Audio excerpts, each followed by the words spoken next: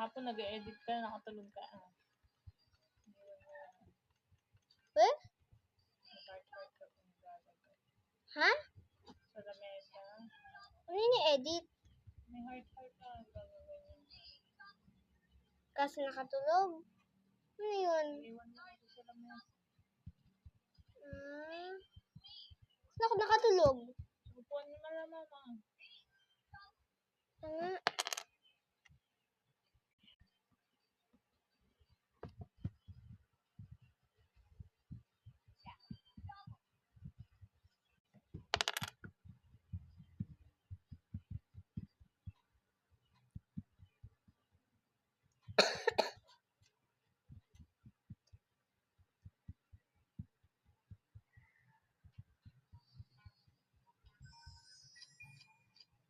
Tempat it.